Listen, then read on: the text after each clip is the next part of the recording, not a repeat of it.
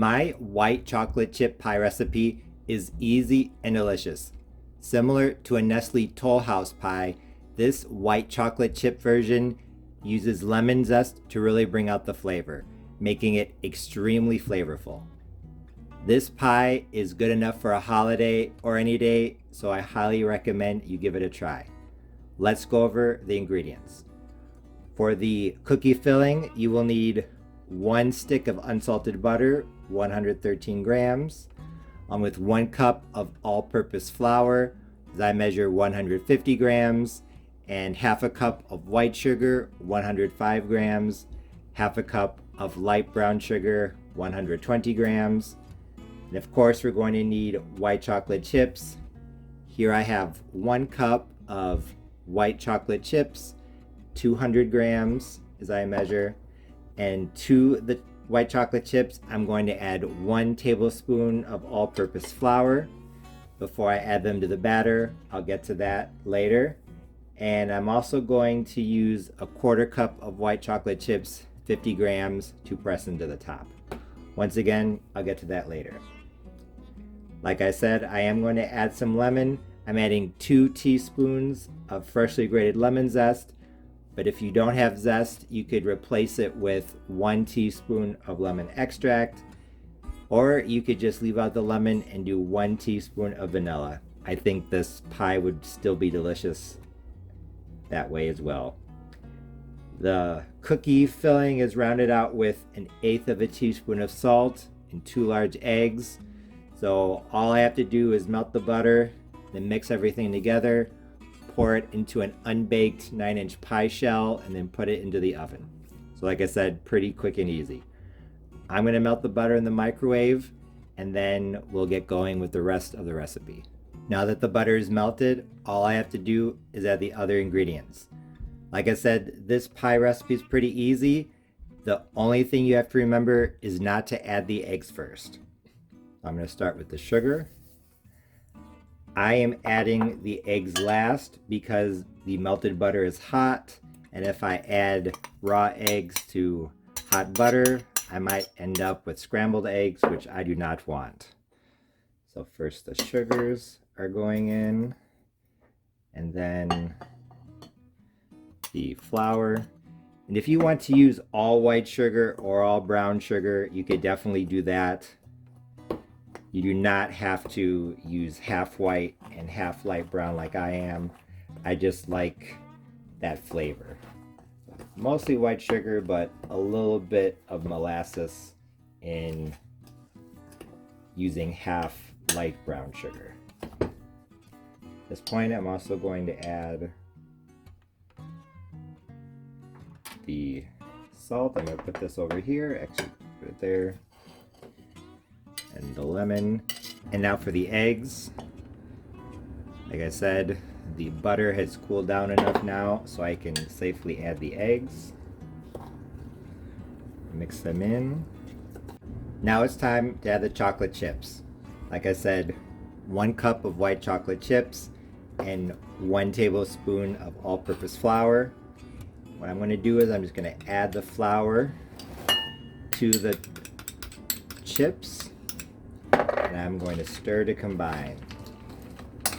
I am adding flour to the chocolate chips before I add them to the batter because a lot of times if you add mix-ins to a batter like muffins or cupcakes and you don't coat the chocolate chips or the nuts in flour, as your baked good bakes, the mix-ins, they will fall to the bottom. They will sink to the bottom of the pie or the bottom of the banana bread. So if you want them to be more evenly distributed throughout your dessert, I highly recommend tossing them in some flour. So like I said, just 1 tablespoon of flour. They don't have to be perfect, but I think that's pretty good. I don't think the flour is going to stick to them perfectly. So now into the cookie batter they go. I'm just going to stir these in, and once the white chocolate chips are fully combined, I will pour the batter into the unbaked pie shell. And now I'm going to adjust the recipe a little bit. I tasted the batter and it does have some lemon flavor, but I think it needs a bit more. So I'm going to add half a teaspoon of lemon extract. If you want to use all zest, then do 3 teaspoons of lemon zest. Or you could do 1 teaspoon of zest, just 1 small lemon, and then 1 teaspoon of lemon extract. However, if you're using vanilla, I would just do 1 teaspoon of vanilla. As always, when you're creating a new recipe, sometimes you have to taste it and adjust as you progress.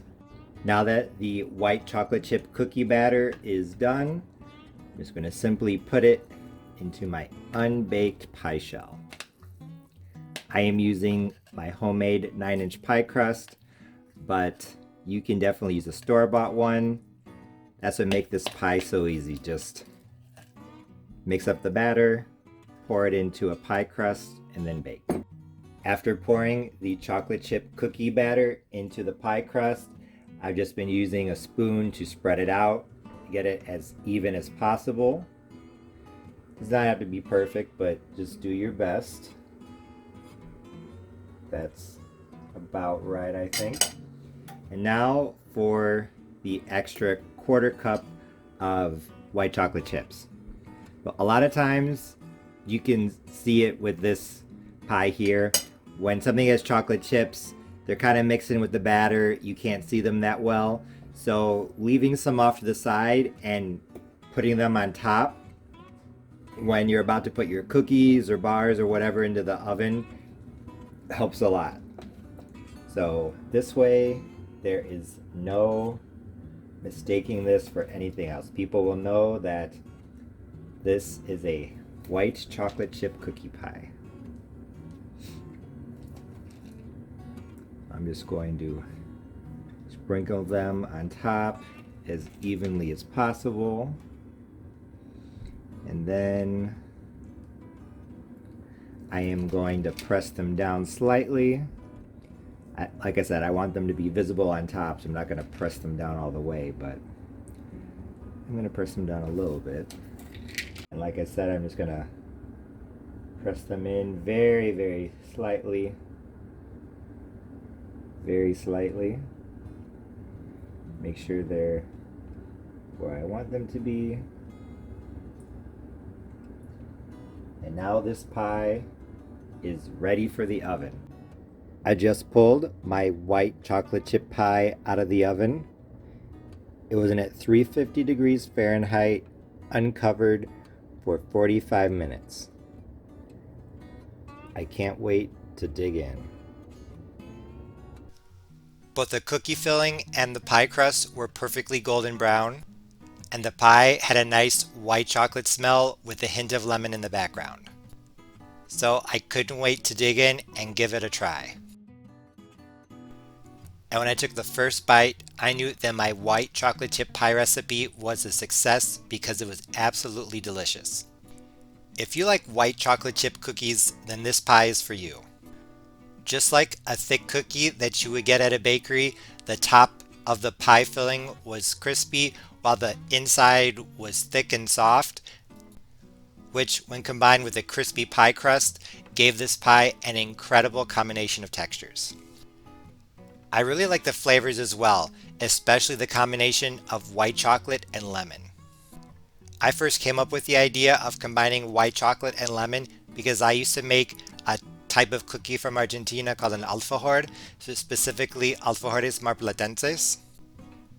And some of them have a dark chocolate or a white chocolate covering, and the cookie itself has some sort of citrus, lemon or orange. Although I think a lot of people would probably add lemon extract to this, which I think would be great, I highly recommend giving the lemon a try. Because as I know from those Argentinian cookies, lemon and white chocolate go together a lot better than you would think. I also thought that this white chocolate chip pie had the perfect balance between cookie filling and white chocolate chips. There were enough chips and they were large enough for a bit of white chocolate to be in almost every bite. But there was still enough of that cookie in the background to add a good amount of lemon. So like I said, the ratio of white chocolate chips to cookie was absolutely perfect. And as you can see here, the white chocolate chips that I added on top were highly visible. So just like with any other recipe, if you want chocolate chips or other mix-ins to be visible, you have to add some on the top.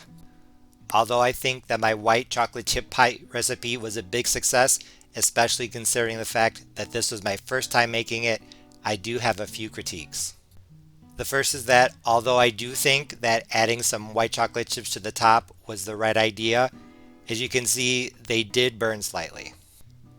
I didn't think that the chocolate chips on top were unsightly. I didn't think that they tasted bitter, but they weren't that pure white color that you would expect from white chocolate.